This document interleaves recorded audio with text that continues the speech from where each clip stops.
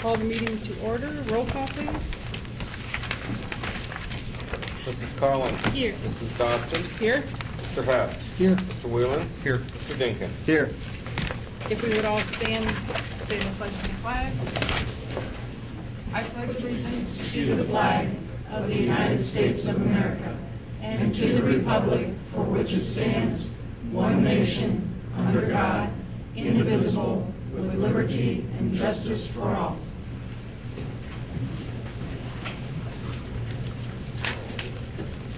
At this time, we'll have the presentation by the Special Services Department. Mr. Sincere, you're up. All right. Is that better for us to sit here, Chuck? Or? Oh, that's okay. You can go right there. We'll just, a couple things we're going to put over there. Let me just get this microphone on.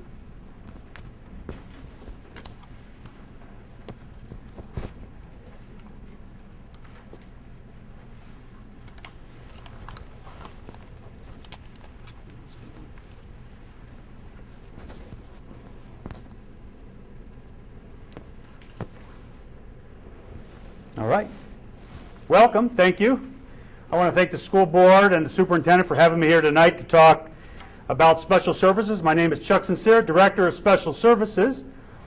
And I want to share some numbers with you tonight. And then I want to share two big things that are happening in the area of special services for Springfield Schools. So if we can show this little diagram. We've created a chart here. You can see as we go across the top row there, you can see we'll show a list of the schools, then we'll go special ed teachers, special ed tutors, then we'll show the total students, and then we'll show the individual education plans, the IEPs, and what kind of numbers we're working with. If you look at the high school we have 8 special ed teachers over there, we have 2 tutors at the high school, and those are the kinds of numbers we're looking at, students and IEPs, and as you look down you can see those kinds of numbers that we're working with. Our teachers and staff do an outstanding job working with these students, creating education plans for these students and working with them to help them be successful. You can see also some of the students require speech pathologists. We have 4 of those, and those students will, those staff members will work with those students. Also, we have these students need what's called reevaluation, testing and reevaluations. Every 3 years, we reevaluate a student by a series of tests, and that's the school psychologists do that, so they stay busy working with those numbers. Also, we do identify students each year that need special needs, and those psychologists will test those students that qualify for special needs. Some of the students are not able to be transported on regular transportation. We have special transportation for those students for many reasons. They're not able to go on a regular bus, so we have special transportation. We have 38 students that ride special transportation. Some of them are not even able to ride a special transportation bus. A parent or a guardian transports them. Further down, we talk about alternative schools. For many reasons, some of our students are not able to perform in the regular school, so they attend alternative schools. We have 1 student at Education Alternatives, that's out in Cuyahoga Falls. And we have 3 students over at Kids First. Kids First is in Copley Township, and it's operated by the Summit County Educational Service Center. Some of our students need additional help, and we have what we call teacher's aides or paraprofessionals. We have 20 of those. They do a nice job helping out with support in the classroom and the classroom teachers and working with the students. We really are thankful to have those folks. Many of our students require medication on a regular basis. So we have, each one of our buildings, we have a licensed medical professional in that building. Just today we trained our school secretaries in they're able to, any student that needs medication is required to be serviced by a licensed professional or a person that has been trained by a licensed professional to distribute medication. So this is the first year that we've included our school secretaries in that, because many times our school secretaries will distribute medication to the students. We also have some of our students in their homes do not speak English as their first language. English may be their second language, so ESL. As we have about 10 students that require additional support because English is their second language. And we have a tutor that works with those students, and he travels around to the buildings supporting those students on a regular basis. So those are the kind of numbers that we're looking at that we work with in special services. You can see that we service over 500 students locally here with IEPs. Of course, Springfield has a number of students that go out through open enrollment or court place, so we really look over a lot of IEPs, and we have a great staff. We want to thank our teachers and all of our support staff and tutors for helping maintain these IEPs. Two things I want to talk about next are, a couple big things is we're moving in the area of more inclusion for special needs students. When I talk about inclusion, to give you an idea about inclusion, inclusion is just simply including students in the regular curriculum. Exclusion is the opposite of inclusion. We want to include them, so we're working on more inclusion and through co-teaching. And what I mean by co-teaching is a regular ed teacher and a special ed teacher combining in one classroom to provide services for our special needs students. That's called co-teaching in an inclusion model. And we're excited about this. We're sending 28 of our staff members through training in conjunction with the Summit County Educational Service Center and the state support team to provide services to help us prepare for this program and our students that are going to be in the included model. That includes 3 days of professional development, and also they help and support for the subs that we'll need while our staff is out for development. The next thing I want to talk about that's coming up big is the iPad 2. All of our special ed teachers and our speech pathologists have a brand new iPad 2. They've gone through training, and we're excited about that. Also, at the high school, the junior high, and Schropp, they're going to have carts of 30 iPads that students for the classroom that they can check out and use at the special needs students could check out. Roosevelt and Young will have about 5 of them that they can check out and use. So we're excited. Tonight I have Mr. Grubbs here. And Mr. Grubbs is a high school teacher. And he has an iPad too, and he's been through training, so he's going to show us tonight some of the things that we have on an iPad too. So go ahead, Mr. Grubbs. I'd like to start off by saying I'm a graduate here at Springfield. I graduated in 1999. And during that time period, we were just discovering email. I remember going home and saying, Mom, am I really going to use this email? She said, yeah, you better learn it. And, now when I look back at it, I definitely needed it. I didn't need this. Oh, for the camera, I'm sorry. So it's funny to look back at things and seeing how it changed. I remember as a student, everyone said, you know, the future, we're going to use more technology. The future's now. So we are definitely going to need the technology. 1 second.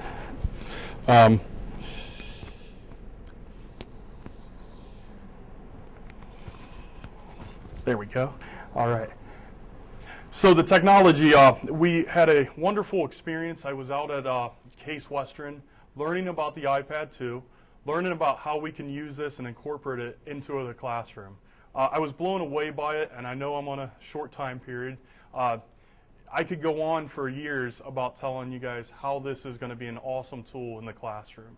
Let me plug this in real quick. And what's that? Yeah.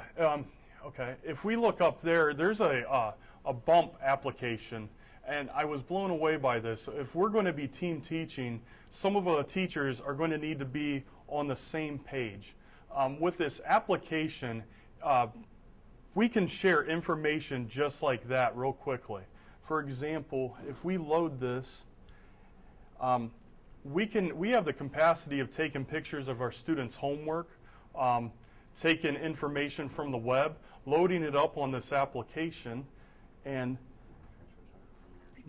yeah, right here I'll transfer. Let's see here.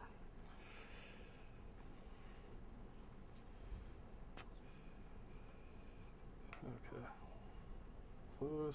Okay, right here, if you see mine, I'm going to load up a photo of the Springfield Schools logo.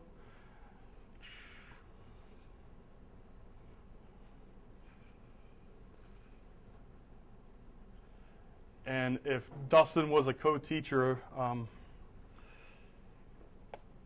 we're going to bump. Oh. You see that? They just bumped them together. Yeah. Right, there we go. Did it work? Okay. It was much quicker in the service. There we go. And then he's going to connect with me, and that logo. Okay. That logo shows up.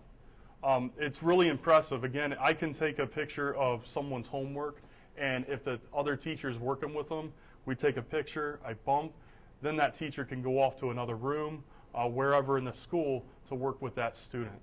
Those iPad 2s have built-in cameras, right? Yes, yes. Not only just a camera to take pictures, but it also has video. The video is very important because now we can assess our students differently. Now we don't have to just rely on just scribing. If we have students with needs that need to use video and we need to make an assessment that we can incorporate video, now we can have a better assessment. So that's going to help us tremendously. That camera is on the upper right. I was really impressed by the books. I loaded up a couple books. Hopefully soon my bookcase will be full. No matter where I go, I can now take my whole bookcase with me. I couldn't do that before because that bookcase would be heavy. But the books, I found a lot of free books, and that's going to cut down cost. And these are all books that we already incorporate in our classroom. So that's going to help us out tremendously. Google Earth, I know a lot of people are more familiar with this. Some of the students that we deal with haven't been to places that we talked about. We can quickly show that and go anywhere in the world. We can literally have a field trip without going on the bus, the cost of fuel, paying admission to a place. So we can go anywhere we want with Google Earth. It's awesome. Let's see here. A couple other things, the notes. I really like this. Some of our students have a hard time spelling words, and they'll get frustrated with that. With this scribe, they're now going to be able to write out things, and the spell check's definitely going to help them out.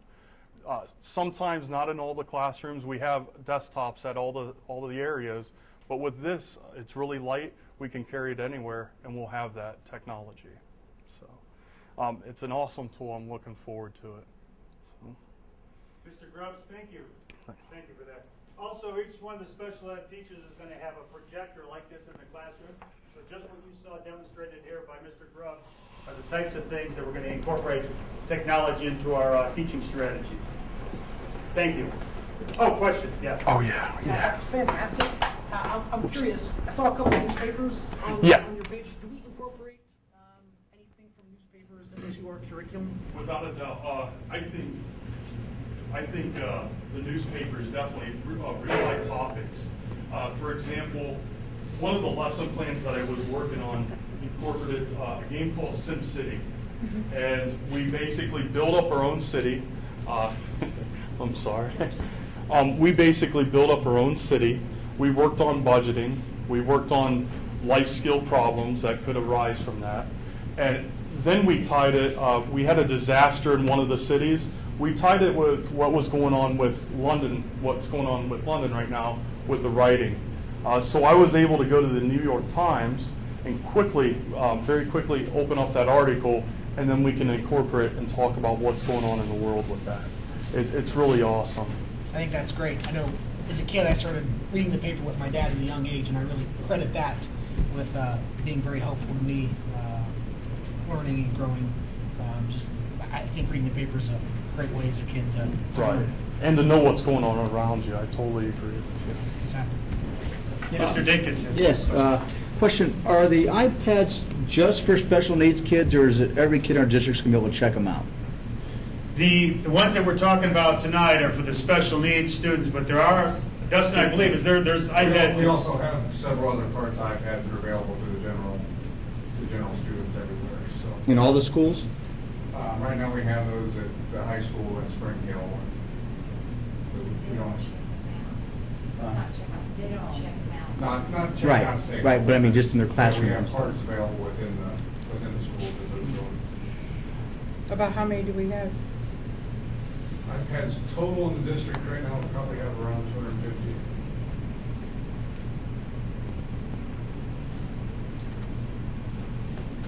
Yes, sir. As you can see, as a district, thanks to Dustin's help and his tech workers' help, we do a lot of neat things with technology, and we really are on the cutting edge educationally. We're leaps and bounds ahead of a lot of other districts around us when it comes to technology. I have one quick question for Yes. you, Mr. Sincere. When you say there are 504 students on IEPs, that's actual students, and some of them can be on more than one IEP? That's not the number of IEPs, that's the number of students that are on IEPs? Those Is that correct? are actual students that are attend Springfield schools Okay. that have an IEP. Yes. So that's some of them correct. can be on more than one then? No, a student Or is it has. just one? What they do is you develop an individual education plan for an individual child, Okay, and then the services, there may be more services added on, related services, but each student has one IEP, okay. and then. And it may cover more than one area? Sure. Oh, yeah. Then some of them are on in one area, some are Yes. on in more than one area? That's Okay. correct. It's Okay. depending on the service that they need to be successful. So some of them are on a small percentage of the day they're on getting the services, and some may receive the services all day long. Okay. But each child has, that you're looking on that sheet there, each has an IEP. Those are actual Okay. students with IEPs. All right, thanks for clearing that up. So there's that's about over 20% then, isn't it? It is. Yeah, so that's Now, our goal is to include those special education students into the regular classroom with the special education teachers to make them successful with other students. Because face it, when they leave the educational setting and go out into the work world, they're not going to be in a separate setting. They're going to be in the workplace with everybody else. That's right. So we're trying to get away from the self-contained setting for special education students. That's great. You're able to help all them out then. That's a lot of students, so thank you very much. Teachers do a great job. Thank you. Cindy? Is it typical for a student to stay on an IEP for 3 years? You said they're evaluated every 3 years? Right, what happens is they initially test the student Mhm. to see if they qualify for special services. If the student qualifies for special services, they write a plan for that student. But every 3 years, they do what they call a reevaluation, and to test the student to see if he still qualifies. Okay. Most students that qualify for special services remain in special services till they graduate. Okay. But are there instances when they do come off of the IEPs? Right. That's called an exit. If you exit an IEP during your school career, and that's rare, but it does happen. Some of the students may not be as severe, and they would exit off of an IEP, but most students that are identified stay with the program throughout their school career. Especially those students who have a learning problem or a learning disability.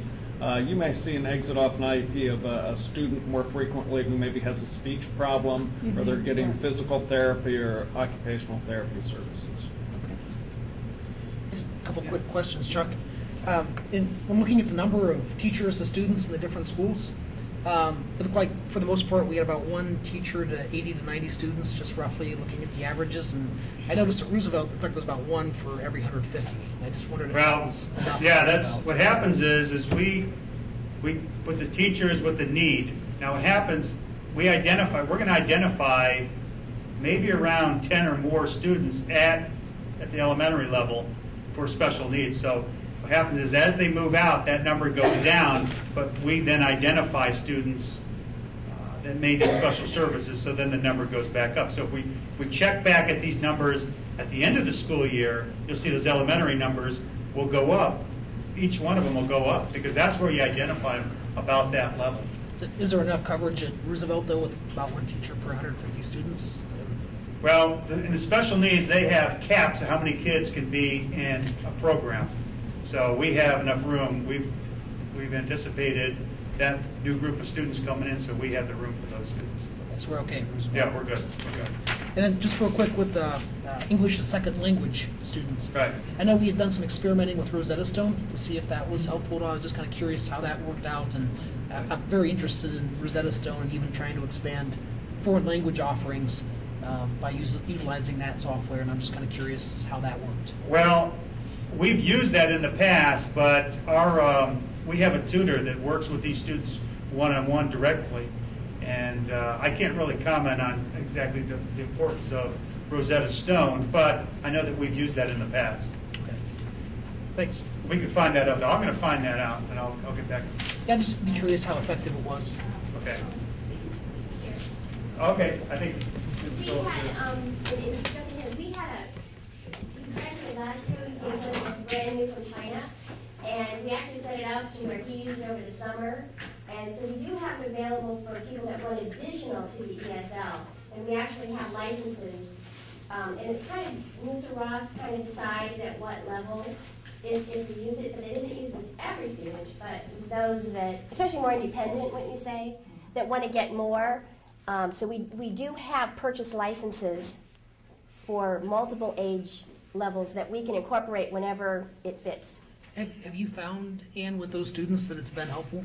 I think he was helpful, I think, with, what's his name? Dunjay. Yeah, with this student, it was very, with this particular student who I guess caused us to get a more wide spectrum license than we had, because he'd only when he came to us, he was in the middle of his junior year, and we needed to help him as much as we could so that he could keep up academically and graduate. And so Ms. Phillips was able to buy the full license. This young man came in on his own all summer, worked there in his little computer, and he walked across the stage on time, passed all the OGTs. I mean, and it was a total building support for the reading, writing, because, you know, it was his second language and he just wasn't fluent. And then the AP scores just recently came out, and he had the highest score in the building in math. And so he's obviously a very talented young man, and he benefited from it. We have other students who have used it, and you know, it wasn't as dramatic an increase, but it was certainly a support, because the students that are Arabic students, I think probably haven't benefited from it as much, and I don't know really why. If they have so many different dialects that they haven't as much, but they do work. Mr. Ross does a very good job. I think it was an element that was missing in terms of being able to understand how to present the culture and the language, because our English teachers are teaching English language as you would to an English-speaking student, and they do a great job, and some of them gave him a lot of time, but it's just, you know, it's that one little thing. He just knew which way to turn the wrench, so to speak. But it's a good thing. So we do have it. Great. A little bit off the subject, but I think very big proponent of being multilingual, even though my second language skills are very poor. I think in a global marketplace, it's going to be more and more important. So I would love to see if you could expand foreign language offerings by the use of Rosetta Stone, whether it's having a few licenses for Russian, Chinese, things like that. I think it would just give our children a great advantage in the job marketplace someday. Thanks, Chuck. Thank you. Thanks, Bo. At this time, Item number 5, the football game parking presentation by Kevin Vaughn.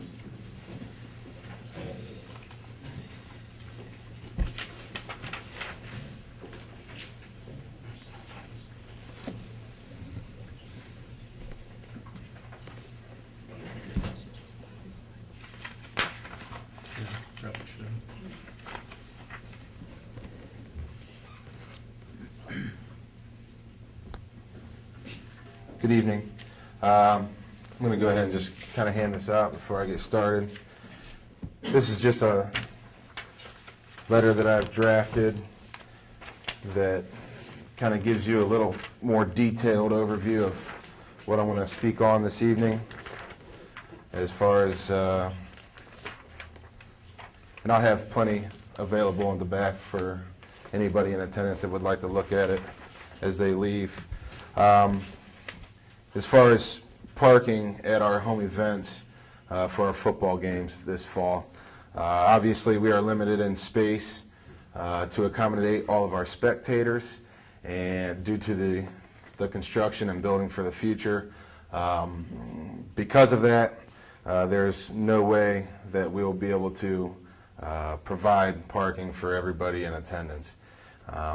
We are limited with less than what we've had in the past, and in the past, especially when we play Ellet week 1 this year at home, we had trouble accommodating at that point. So what we've kind of come up with is, I've spoken with some of the administrative team, including Mr. Laskos and Mr. Stauffer and Lonnie Meeker in the busing department.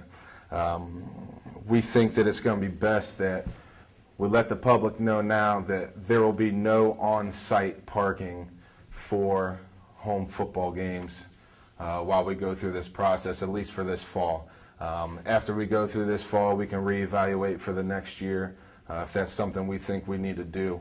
But to create some sort of order and to lessen confusion and to be organized and to try and create a positive environment for all the spectators and everybody enjoying the game, we've decided that we're going to run shuttle buses, and we will shuttle from the Tri-County Plaza area. So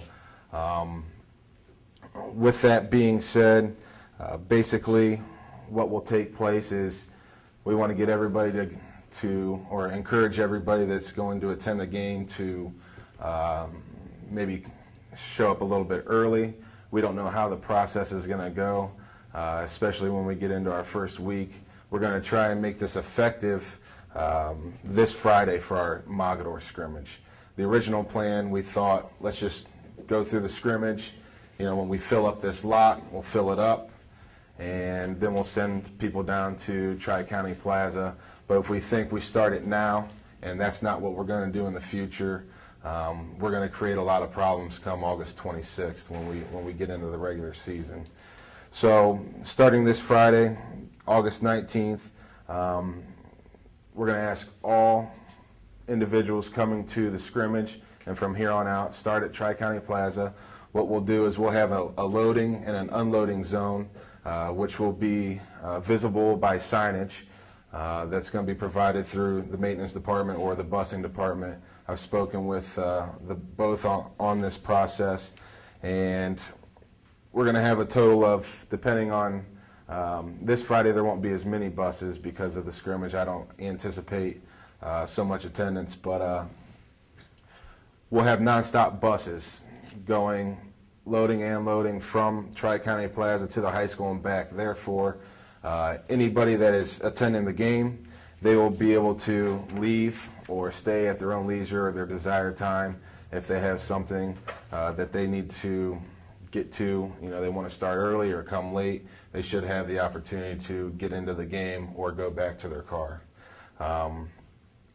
There will be some exceptions. Obviously, we do have a limited amount of space, but we're going to use that space. And with those on-site exceptions, we're going to have players, band members, cheerleaders, coaches, band directors, and advisors. They will be able to park on-site.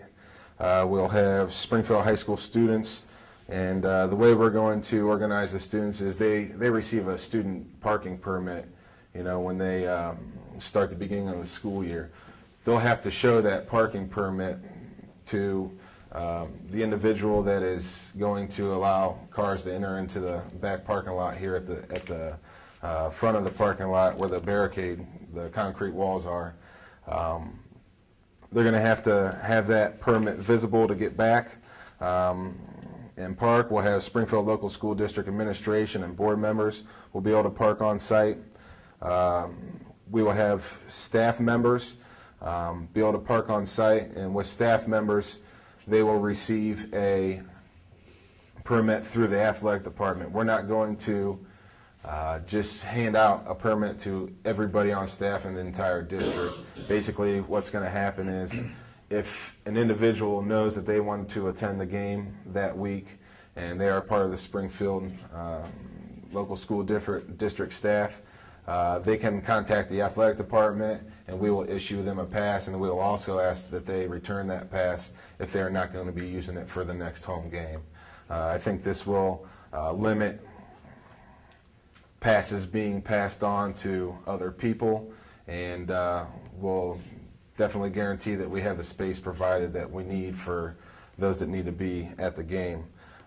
We'll have all event workers able to park on site, which will be gate workers, announcers, clock operators, booster club members that are working the event, so concessions and things of that nature, security staff, athletic trainers, maintenance crew, anybody that's working the chains, and all equipment personnel. Also, any individual that possesses a handicap parking permit, they will be able to enter and park with their party in the handicap accessible spots. And we have the visiting team buses. We also have the administration from the visiting school. How we will know of the administration from the visiting schools, they will show the parking attendant their conference pass. And like board members as well, this Thursday I go to the principals and athletic directors meeting for the conference. We'll get our passes, and you guys get those passes every year. We'll pass those out. That's how you will be able to park as well. And lastly, we'll have local media reporters and photographers able to access the on-site parking. Like I said, it's going to be, I think, a challenge at the beginning, but hopefully we can get over all these hurdles. I think this protocol that we're going to put into place will definitely create order and some organization, and hopefully it's a situation that we can still create that environment, and we still can hopefully get the crowd out that we anticipate to get, and have a positive experience for all those involved. Are there any questions on how we want to go about this?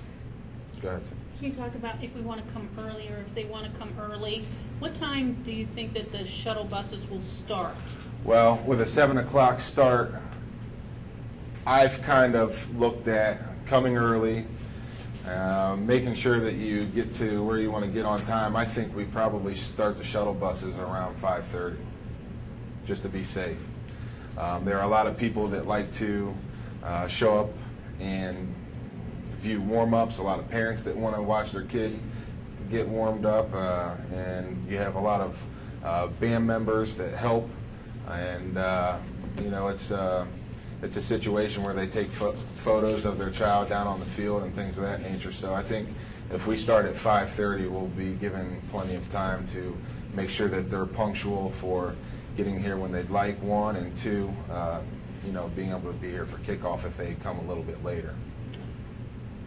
Kevin, I'm not sure this is for you or for Dan, but is there a chance that on the sign out front of Tri-County Plaza, there's, you know, they put up different signage every so often that we can get on there, SHS high school football parking Friday nights, if they could put it on their board at least for the first few weeks until people get accustomed, because I think, you know, this is going to be in the leader, probably going to be in the Suburbanite, probably going to be, you know, on Channel 15. Sure. Maybe we can do a parent broadcast to everybody, but invariably somebody's going to say, I don't have access to any of those things. but they're going to drive by Tri-County Plaza every day, and if it's on the sign out there, that may help us. I know Dan's been in contact with Tri-County Plaza because he organized the situation of us parking there, so I'm sure that's something that can be. Yeah, I have the guy's number. I'll ask him. And like you mentioned, you know, we plan on working with the Suburbanite local media outlets. Tomorrow night, 6:30 in the gymnasium, we have our mandatory parent meeting that we have to put on for all athletics for the Ohio High School Athletic Association. During that meeting, I'm going to kind of go over this again. Also, in the principals athletic directors meeting in the conference on Thursday, I will have all of this information for every other school for them to go back, and for obviously the ones that are playing here this year, and let them know of the process, and to let all of their spectators or fans know, so when they come, and on here I have Tri-County Plaza address, so they'll know where to go as well. So, and Channel 15, Mr. Chenoweth's going to help us out. So. Also, Dustin, is there a chance to get it in a prominent hit position on the front page of the website? This is pretty critical, I think, especially these first couple We weeks. already have the new parking procedures for the school year. I saw that, yeah. Put these up there along with that. Okay. That's great. And I'd like to, Okay. Go ahead. I'd just like to thank Tri-County Plaza for letting us utilize their extra parking. Yeah, Dan spoke with him. You know, I spoke with Dan. Said this is probably the best bet. Waterworks Park was something that was brought up, but we looked at some safety issues, being late at night, people walking down Sanitarium Road, a lot of traffic, no sidewalks. We didn't think it was a very good idea, and we also, one of the things that brought us to, you know, having students here on site as far as parking goes, and Mrs. Frohlich wanted me to make a point. It has to be a student driver with that permit to enter. That way, students aren't handing their permits elsewhere and buddies, and then they're handing to their families and this and that. If a family wants to drive with their student, and the student wants to drive, carpool, I have it in my letter. I encourage all people on campus or on-site parking to carpool. Will definitely help out quite a bit, but they need to be driving in the driver's seat to get through. I think that's about it. Kevin, I just want to thank you for all the planning and organization that went into this. Oh, thank you. I appreciate it. The last bit was for the students to come on site was we have sock hops and things of that nature after dances. We don't want to have students get on a bus, drive back, and then maybe drive back here, or the bus is staying later than they need to take people back to their cars after the sock hop. So we thought, you know, this is an event for our students of, you know, the Springfield local school districts. It's students performing for students, both athletically and in the band, and you know, we do it for them, so you know, they should have the priority here. And if you have any questions, you know, feel free to email, feel free to call, and hopefully Friday night, you know, I'm going to get this out tomorrow night in the meeting, and we'll iron out our wrinkles for the rest of the season. We'll do a trial run this Friday, and hopefully it goes well, and we'll make the process a lot easier come August 26th against Ellet, which is going to be a very, very big crowd I'm anticipating. So. Go Spartans beat Ellet, right? It's in the memo. I saw that. That's right. Well, I appreciate it. Thank you. And, Thanks, thank you. Kevin. Thanks a lot, Kevin. I'm sure that there'll be a few bumps, but they'll be worked out. All right, at this time, we're going to move on with the agenda. Item number 6. It is recommended that the board approve the minutes of the regular meeting July 19th, 2011, and a special meeting of August 11th, 2011. So moved. Second. Any questions?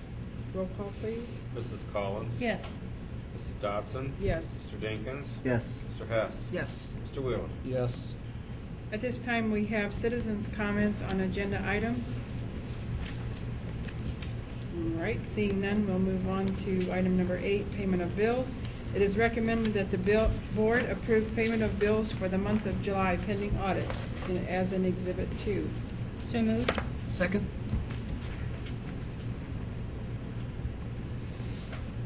Questions? Roll call, please. Mr. Whelan. Yes. Mrs. Dodson. Yes. Mr. Hess. Yes. Mrs. Collins. Yes. Mr. Dinkins. Yes. Motion carried. Item number 9, it is recommended that the board accept the financial reports from the treasurer for July 2011. So move. Second. Roll call, please. Mrs. Dodson. Yes. Mr. Hess. Yes. Mrs. Collins. Yes.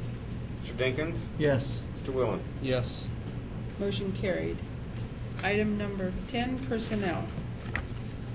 Number 1, increase Jennifer Smith from 76% to 100% teacher effective with the 2011-12 school year. Number 2, increase Todd Lovell from 80% to 100% teacher effective 2011-12 school year. 3, employ Annie Knight as an intervention tutor for the 2011-12 school year pending proper licensure effective first day assigned.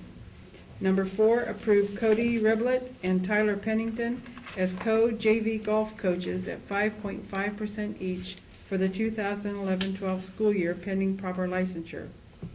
Number 5, employ Jamie Eberts as a literacy support coordinator, grades 4 through 6, effective the 2011-12 school year.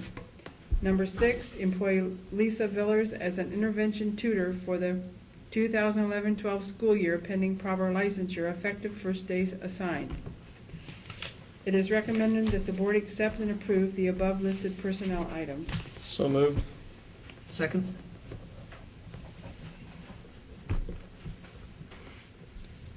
Okay, roll call, please. Mrs. Dodson.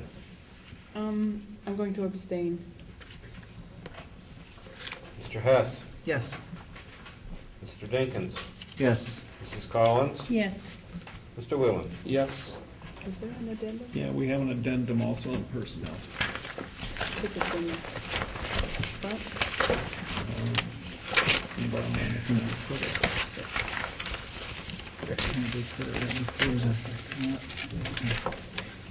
Oh, right here it is. Okay. All right, number 7, approve the following sport supplemental contracts for the 2011-12 school year pending proper licensure. Vince Tellini, varsity soccer assistant coach at 11%. Danita Nealing, 9th grade cheerleading coach at 9%. So moved. Second.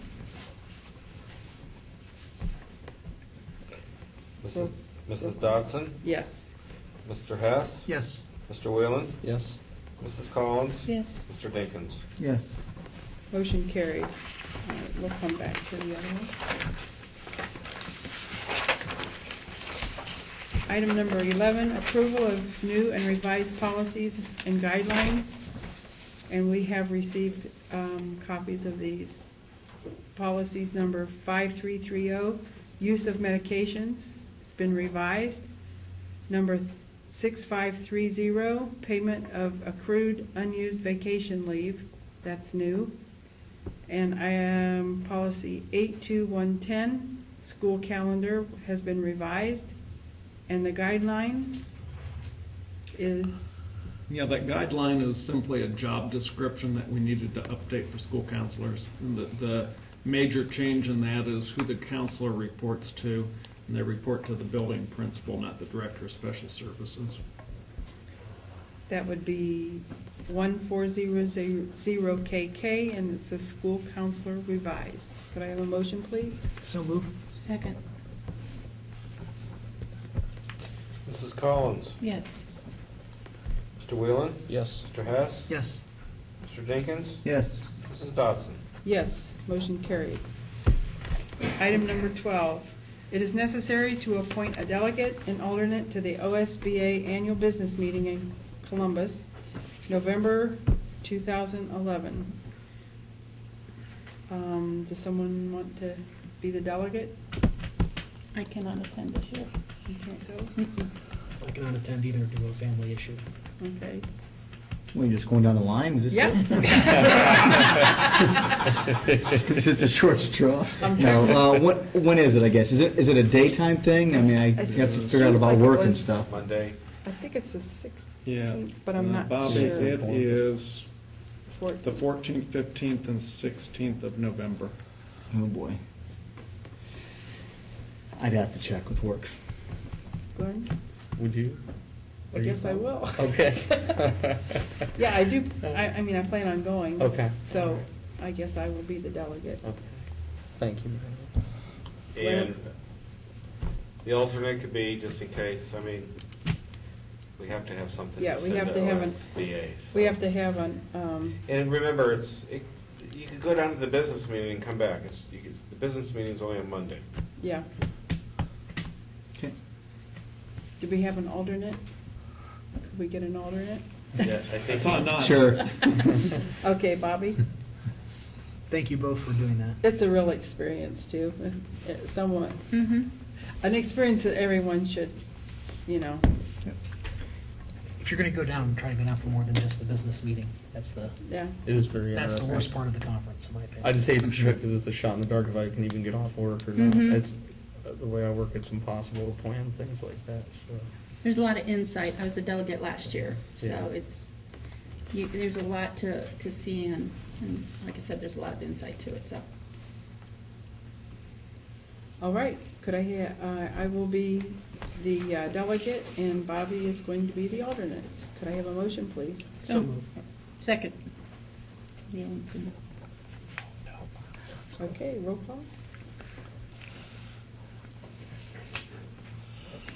Mr. Whelan. yes. Mr. Hess. Yes. Mr. Dinkins. Yes. Mrs. Collins. Yes. Mrs. Dotson. Yes, motion carried. It is recommended that the board approve a lease agreement with Super Learning Center for a period of 12 months commencing September 1st, 2011 and terminated August 31st, 2012 for the Lakemore Building located at 1584 Wilson Street in Lakemore at the rate of $4,500 per month. So moved. Second? Does this cover all of our expenses, taxes and everything? It does. It does. Insurance and, okay. And again, these are both Springfield graduates that are running this. Yeah. Husband and wife Springfield graduates that are running this operation, so that's even a very It's good nice to people. have the building occupied rather Yes. than sitting empty. Right? That's just a continuation of what's been going on. It is. Yes. Any other questions or comments? Roll call, Chris? Mr. Whelan. Yes. Mr. Hess. Yes. Mrs. Collins. Yes. Mrs. Dotson. Yes. Mr. Dinkins. Yes. Motion carried. This time, I have the treasurer's report. Well, since our budgets for next year are still being worked on, you don't have your normal budget. Is there another addendum? We have another addendum. You have an addendum, sorry. Hold that thought. Okay, it is recommended that the board accept legal counsel's opinion that the Board of Education make a determination on a semi-annual or annual basis regarding the allocation of its subsidy payments received between the general fund and its bond retirement fund, as in Exhibit 4. So moved. Second? This is probably worthy of further explanation. Yep, anyone? Chris, you want to talk? Sure. When we sold our bonds, we were fortunate enough to get federal stimulus dollars for the financing of these bonds. In essence, we received approximately $11 million. And we received that on a semi-annual basis as a form of a check from the federal government. It is legal, it is our lawyer's opinion that Springfield local schools should have the flexibility to be able to either book it into a debt retirement account or our general fund for operations. And the reason being is in the future, we really don't know what's going to happen with the state funding. And obviously, we're getting out of fiscal emergency, and I'll explain to that in a a couple minutes, but it's very important we stay out of fiscal emergency. The taxpayers, this doesn't impact the taxpayers. They've passed the bond levy. They're paying what they're paying. That's not going to change. What this gives us the flexibility is, and we're going to do it on a semi-annual basis, is where we're at as far as the fiscal condition of the district. For the next few years, we're fine, but 3 or 4 years down the road, you just don't know. We wish we could. I wish my 5-year forecast was set in stone, but it's not. I call it. So that's what basically this is. It gives us the flexibility. There are other districts that have received this subsidy in Ohio. They're doing the same thing. I just got off the phone with our bond underwriters down in Columbus. I forwarded them this email from Amanda Gordon, and he verified that indeed other districts that have received the stimulus money are keeping their options open as far as what they're going to do with it. So it's a good thing. It's another good thing for the district. Trust me, it's a good thing. And that's why this keeps us in the black, and it keeps us off the ballot. In essence, that's what we want. That's what we want. The reason we're doing this is when we're getting out of fiscal emergency, originally they wanted us to show cash reserves through fiscal 15. Well, the timing of our exit, our state auditor decided he wanted to extend it out another year. There's not too many districts in the state of Ohio that can show a cash balance out through fiscal year 16. And with this flexibility, we could have got there 15 without it, but we need some of this flexibility to get us through 16. Our goal is going to continue. We're going to operate this district very efficiently. This isn't going to change anything in our operations. We're not going to spend any money that isn't absolutely necessary. So that's it. This is another thing. We were very fortunate when the community decided to pass this bond issue, that not only did we get some bonds at 0% interest, correct? Mm-hmm. The term of payment on that was reduced by 5 or 6 years? 7 years, I believe. That's 7 correct. years? Yeah. It the was mortgage payment on the building that the taxpayers pay has been reduced. By 7 years? Right. And on top of that, this money that we are getting, correct me if I'm wrong, this is stimulus money. That's correct. And we were one of 3 districts in the state of Ohio? We were one of 3 that received that kind of money. And the maximum allocation at the time was, I believe, $11,260,000, and we received the maximum. And we were very fortunate as a community. This was not something that was foreseen. This is something that, because of timing, because of luck, this money has come to this district, and it's another good thing that has happened along the way. And we're very, very fortunate to.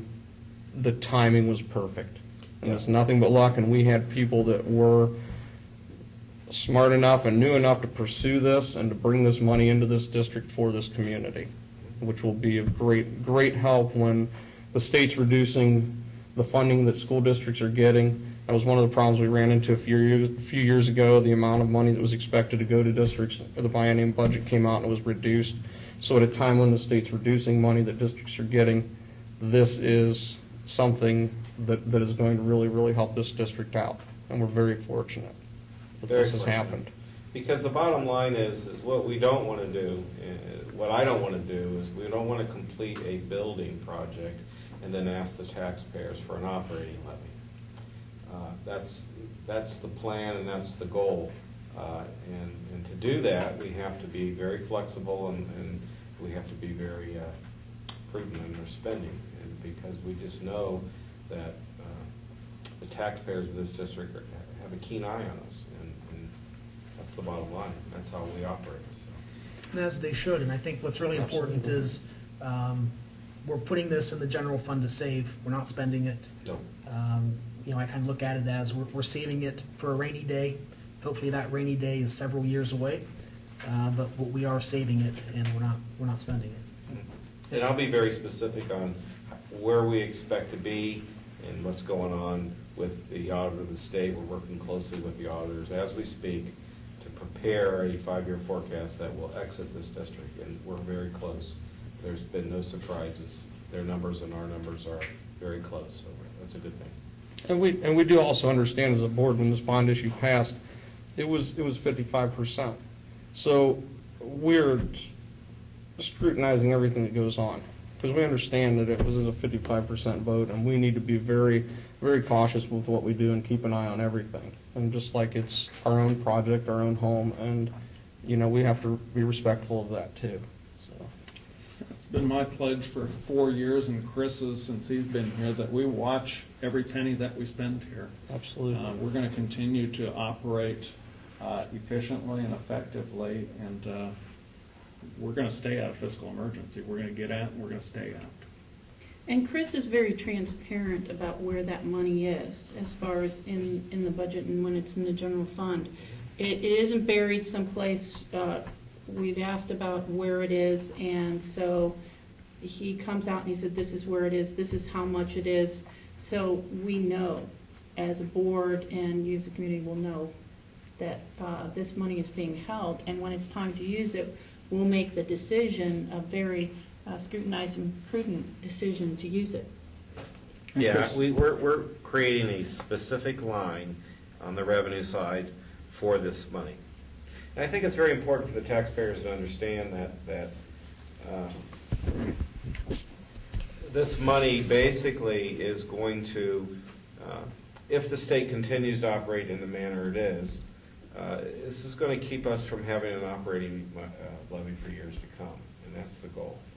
We are one of the few districts in the state of Ohio that can state we're going to have cash for the next 5 years. So. What's that in the paper? There's over 200 districts going to the ballot this fall. Right. And also, Chris, in addition to the 11 million, they're sending us checks, but we're getting interest off that money also. That's right. Yeah.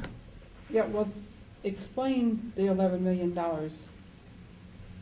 in that when I heard the $11 million, I thought we got that money in our hand. No. Actually, that retired years off of the debt. It did. Isn't that Yes, it did. It enabled us to reduce our mortgage from 30, the maximum.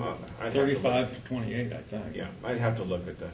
But it did that. Yeah. It reduced. It's like if you refinance your house and you took a 30-year loan down to a 25-year loan. It did that. It also gave us the part of the $11 million basically said whatever the going rate out there is for bonds, 3.5% interest that we had to pay. The difference between 0 and 3.5% is what the federal government has given us back. And it came out to $11.2 million that we receive over a series of years. We receive these checks twice a year. They're rebate checks. It would be the same as if you had a mortgage on your house, say at 5%. And say you were very lucky when you refinanced your house, and the federal government said to you, if you refinance your house in Springfield, Ohio, on this short, like Lynn's saying, on this short time frame, we're going to subsidize you. We're going to give you the difference between whatever the interest rate is on your note down to 0. I think everybody in this room would be ecstatic. And what you're still going to make your normal mortgage payment, but twice a year we're going to write you a check for whatever that amount is. And as we all know, in most mortgages, the interest rate is the vast majority of our payment. So that's, in essence, what's happened. Right. The determination that the board is going to make is whether we reduce, whether we put it in the debt retirement account, which pays, or whether we put it in the general fund. And for us to show a positive cash balance through 16, we have to have that flexibility. And the debt retirement it's paying off more off the mortgage. It's paying off. It's paying off Right. the. It's an extra mortgage payment. That's right. The debt retirement account is specifically used when the taxpayers pay their taxes. The portion that's related to the bond goes into the debt retirement, and then the banks twice a year send me a big old bill to pay for this new high school, and that's already started. I'm already paying. You know, it's not like when you finish a house, you start paying. When you build a school, you're paying from the get-go. And we're saving this money. We are saving Right. us money. It's going to be in a unique line, very transparent. Any taxpayer wants to come into my office, I'll show them where it's at. All right, are we ready to vote? I guess we are. Roll call? Mrs. Collins? Yes. Mr. Whalen? Yes. Mr. Hess? Yes. Mr. Dinkins? Yes. Mrs. Dodson? Yes, motion carried. Now, Chris, The official we have your treasurer. report. Well, we've talked about everything. The big thing that's going on in our district is the auditor of the state is camping out in our administration building. And basically what he's doing is I prepared a special 5-year forecast for the sole purpose of exiting from fiscal emergency. And he is auditing that 5-year forecast. I go into their office every day. The biggest thing is any surprises, you're seeing anything that I didn't see, and because they have the ability to take every single expenditure from every single purchase order, and they have time. They'll spend hundreds of hours on this report. Obviously, a treasurer doesn't have hundreds of hours to prepare a 5-year forecast, it's just done in 5 hours a day. And so it's a nice tool. Treasurers like to have this service prepared. But we're pretty close. As a matter of fact, they're going to show maybe a little bit more cash balance at the end of this year than I have. At the end of the day, I think the district will be very pleased to note that our cash balances will be healthy for years to come. We are going to show a positive cash balance through 2016. It doesn't mean we won't need a levy by 2016, but it does say that as of right now, Springfield's one of the most healthiest districts in Summit County financially. So we're getting out, we're going to be healthy. It's great news for this district. We're seeing a lot of positive trends because of this. We're seeing open enrollment students returning to Springfield. Our enrollment that was steadily going down has leveled off and might even go up a little bit. The news continues to be good. Okay. And the reason I picked the last 3 years is because we sold Milroy and Sawyerwood in the spring of '08. So you can see in the last 3 years, we've actually decreased utilities $85,000. That's in joining purchasing groups where we get other school districts forming a consortium and getting excellent rates. So that's good news for the utilities. And last month I finished the T2, which is the transportation report on busing. This is the 4th year that we've operated in a 3-tier busing system. Before that, we had buses that went out and did 2 runs and returned. So in the 4th year, we are at $1.3 million, and that's a 4-year low. We did eliminate, I think, 1 special education bus. And then Mr. Sincere did do a lot to get special ed students on the regular buses instead of just putting them on the special ed bus, and talking with parents to get them riding the buses. So that's a big factor in holding our costs down. I actually went back, because we're at 1.3 million. I wondered, we had the 3-tier busing for 4 years. That was low. Before, when we had 2-tier, we had like 40 buses. I had to go back to 1985 before we operated cheaper than this. 1995, so that's 15 years ago. We're at an all-time low for busing. That's good news. And now readjusting times, right? Yeah, that's just by going to 3 tiers and changing the building times. The building start and finish times. Yeah. So that's good news. Talking about busing, the bus routes will be on the website either tomorrow or Thursday. The bus garages trying to get those routes to Destin, and then they will be posted also in the office windows at each building. There isn't very much change over last year's routes and times, but there was some tweaking, so you would have to, you know, check your route and time either on the website or at the office to make sure that you got the right pickup time. The only other things, you know, maintenance custodians been working very hard. They had to replace, the maintenance had to replace the electric line going to the athletic boosters. Somehow that shorted out with all the flooding, and that took a while to replace, but that is done. And I guess we're going to be open for business next week. So that's all I have. Any questions? Good job getting everything ready. I know it's challenging now. I did have a quick question on the utilities. Okay. I noticed Roosevelt is 82 cents per square foot, which I find astounding. That is our cheapest building to heat and provide electric to per square foot. I would have thought it would be the highest. Well, we've kind of looked at that before, but you know, it's a 3-story structure that just seems to hold heat. And I know Mike Huffman, the custodian, he'll even though we have an energy management thing, he'll turn it off when he thinks he's hot enough. He really watches that. And wow. The other buildings like Young have a lot of windows. Schropp, the courtyards, it's just, I think Roosevelt has new windows. It's just sealed tight. I find that extremely surprising. Yeah. Good news. And we hope the new building's sealed tight too. Certainly. Any other questions for Dan? With that, we'll move on to the superintendent's report.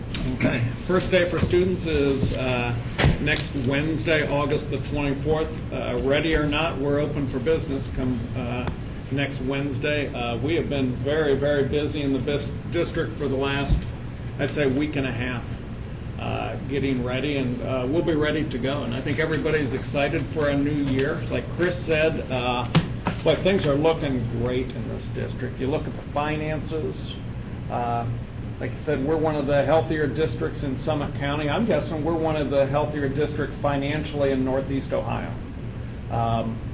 You look at our facilities. We have a new 7 through 12 junior high school coming online in 2 years. Academically, we have made progress in our district report card. We hit 16 out of the 26 indicators, and we're not satisfied with that. We need to do a lot better, but I think people are going to be quite surprised when they see our rating, which comes out next week. And I'll just leave it at that, but I think you're going to be quite surprised. So things are going very, very well in this district. This district's on the upswing. Lots of good things are happening here. We have one more hire to come. That's a kindergarten teacher at Young. We're in the process of interviewing. The ladies were finishing up interviewing at about 5:30 tonight. They'll send a couple of candidates to me, and we will have a new kindergarten teacher by the end of the week. We'll put that on the September agenda, and we'll just retroactive it to the first day of school. So we're excited. The reason we need an extra kindergarten teacher is because kindergarten enrollment this year is up about 30 students district-wide. Typically, we have about 150 students per grade level. For whatever reason, last year at kindergarten, we had about 120. I'm not sure why that is, but this year we're back up to 150 where we normally are. So an increase in kindergarten enrollment is a great thing. So that's why we're hiring an extra teacher in kindergarten. The class sizes are too big.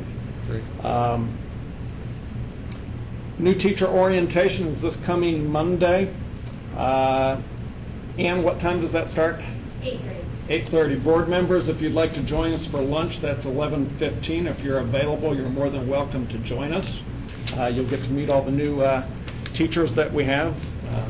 And I think you're going to be quite impressed. So that's Monday? That is Monday. 22nd? Yep.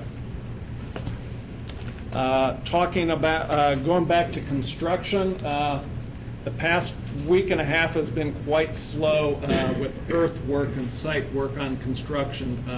They just can't accomplish much with rainy weather.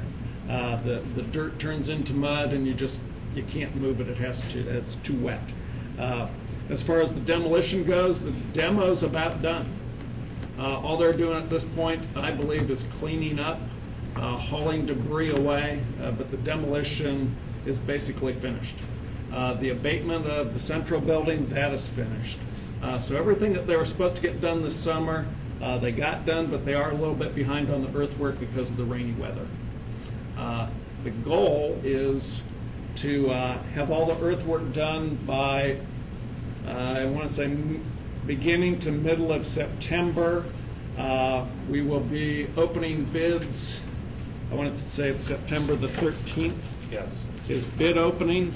By late September, we hope to see construction begin on that new high school. When I say construction begin, you'll see footers being dug, and you'll begin to see block and brick going up. So that is very, very exciting. And if you've seen the beginning of or the front of the high school, all the earthwork, it looks like a different site. It doesn't look like the same place. So those guys are working very, very hard. They're working on weekends to try to catch up. It's just a matter of weather being not rainy. Talked about the district report card. I think the official results, Ann, come out on the 24th. Like we said, we think everybody's going to be happy with those results. Teachers' first day, teacher convocation is next Tuesday, the 25th. Breakfast begins at 7:30. The program starts at 8 o'clock, and that's being held this year at the Nativity of the Lord Jesus Christ Catholic Church on Killian Road, because we no longer have an auditorium to hold it in. Is that this Tuesday, the 23rd? Tuesday, 23rd, yeah. 23rd, okay. 23rd. Did I say the wrong date? Yeah. 25th. I'm sorry. It is Tuesday, 23rd. At what time? Breakfast 7:30, program starts at 8 o'clock. At Nativity. At Nativity. I want to thank Father Halayko for graciously making that facility available to us at no cost. He has been a good neighbor to us because he said in their time of need, before they had built a church, the Springfield district was very good to that parish, allowing them to use Young School. So He was real supportive in our building effort, too. Absolutely. One day when I mentioned to him we weren't sure, and this was probably right after we passed the bond issue, I said, geez, when we do convocation, I'm not sure where we're going to hold that from now on. He said, just give me a call. We're available. So I did, and sure enough, no cost. He's very, very accommodating. He's a great guy. Very nice. We're looking forward to another excellent year. I think it's going to be a great year here at Springfield once again. Next time we have a board meeting, if you will bring your calendars. We have a conflict for sure with our board meeting in November. It falls during that capital conference time. So we're going to need to change the date of the November board meeting. I also have a conflict with the January board meeting also. So if you'll bring your calendars next time, we will set some dates. And that's it. Thank you, Mr. Stauffer. Items worthy of your note. These are dates to remember, and Mr. Stauffer covered some of them, but August 22nd will be the Young Open House from 6 to 7:30 p.m. August 23rd is the Teachers' First Day. August 23rd, Spring Hill and Schropp Open House from 1 to 3 p.m. And I think those times are not correct. I think Schropp is 2 to 3 and Spring Hill was 1:30 to 2:30. Okay, thank you. They had given me those times earlier in the day, and I forgot to give them to Paulette. I apologize. Would you give those to me again? Schropp was 2 to 3. 2 to 3, and Spring Hill was 1:30 to 2:30. 1:30 to 2:30 p.m. Okay, August 24th, students grades 1 through 9 will be their first day. August 24th, grades 9, Connections Day. August 24th, the State Commission meeting will be here at 10 a.m. August 25th, students grade 10 through 12, first day. August 26th, the season's first football game, home versus Ellett. August 29th, preschool and kindergarten open house at 1 p.m. August 30th, kindergarten first day of school. And September 5th is Labor Day, and there's no school. And I can't believe that we're here already. That summer went so fast. Next board meeting? Next board meeting will be September the 20th. September 20th. At this time, we have citizens' comments. Does anyone from the audience have any comments to make? Sure. The parking. Wait for the. With the parking being small, has there been any talk of asking more juniors and seniors to ride the bus to alleviate parking congestion here at the high school? Because it will take cars off the road and reduce emissions, and it's the green thing to do. Thank you. You know, we can ask, but when you get your driver's license and you have a car to come to I school. understand. You know? I have teenagers. Oh, yeah. But there's, you know, a good thing to ask. Okay, board members, do you have anything? No? Just, the only thing I would like to do is thank our administrators and directors, our maintenance staff, everybody that's going through this process with the new building project and everything that's going on. I know our maintenance staff is really doing a lot to accommodate this, and I think we're confident as a board with the people that are leading this district right now. They give us good information, and they're doing the right things. And obviously from Chris's report and what Bill has talked about, you know, I'm very comfortable, and I think we are as a board with how things are going, and that makes me feel good as a board member. So we appreciate it. Thanks. Good. So here we are, we're almost ready to start the bids and get that done. And just a year ago, we went to Chicago for the bond hearing. So everything takes, it seems like so much time, but we're getting her done. 2 years from now, everybody will be very excited. Yes, I'm sure. All right, it is recommended that the meeting be adjourned at this time. So moved. Second. Roll call? Mr. Whelan? Yes. Mr. Hess? Yes. Mr. Dinkins? Yes. Mrs. Collins? Yes. Mrs. Dotson? Yes, meeting adjourned. Motion.